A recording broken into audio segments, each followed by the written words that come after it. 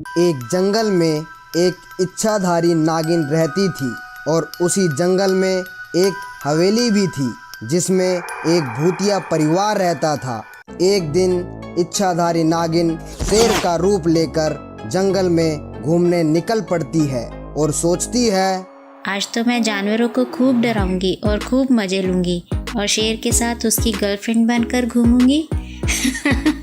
मजे आ जाएंगे। पर तभी उसे जंगल में एक शिकारी देख लेता है और शेर को एक तीर मार देता है।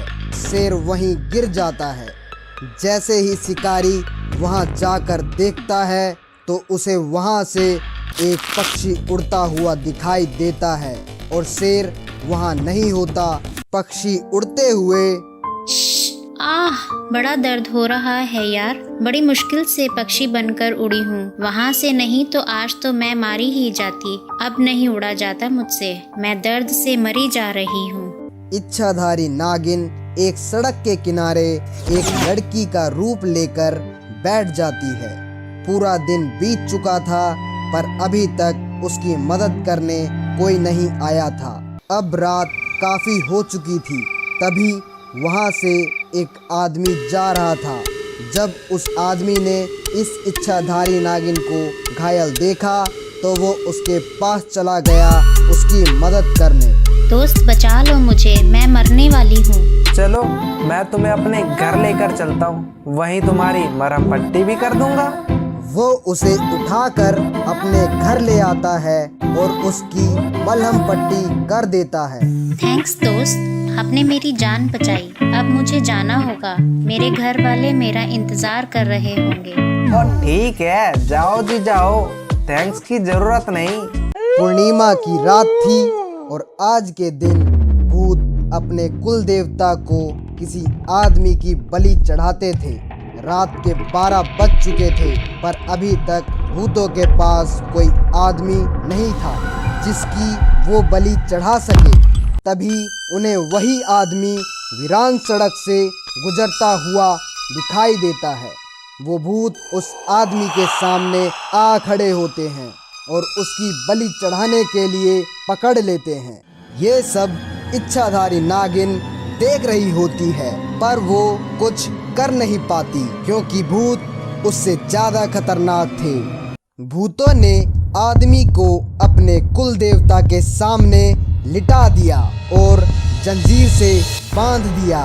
भूतों ने कुल्हाड़ी उठाई और उसकी गर्दन पर रख दी। उसने गर्दन काटने के लिए कुल्हाड़ी को ऊपर की ओर उठाया। तभी वहां पर उन भूतों के कुल देवता आ गए और बोले, रुको भूतो, मत करो ऐसा। आज अच्छा दिन नहीं है, कल इसकी बलि चढ़ा देंगे। आज इसे जाने दो। भूत अपने कुल देवता को अपने सामने देखकर खुश हो जाते हैं और अपने कुल देव की बात की आज्ञा का पालन करते हुए उस आदमी को छोड़ देते हैं। आदमी वहां से बड़ी तेजी से भाग जाता है और कुल देवता भी वहां से बाहर निकलकर जंगल में पेड़ के पीछे अपना रूप बदल लेता है और वो नागिन का रूप ले लेता है।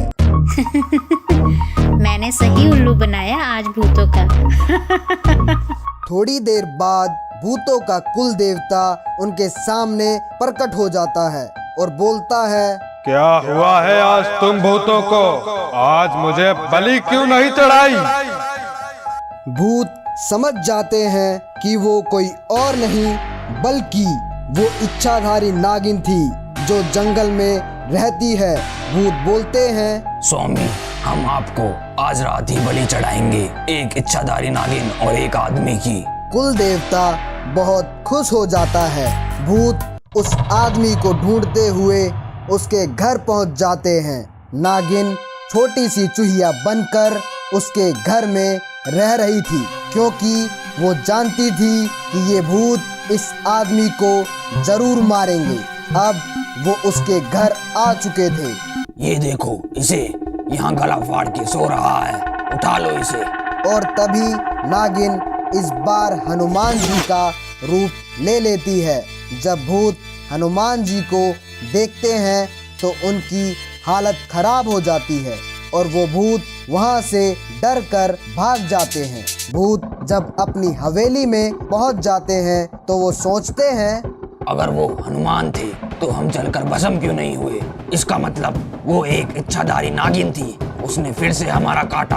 अब हम उन्हें नहीं छोड़ेंगे। अगर आप इसका नेक्स्ट पार्ट देखना चाहते हैं तो हमें कमेंट करके बताएं।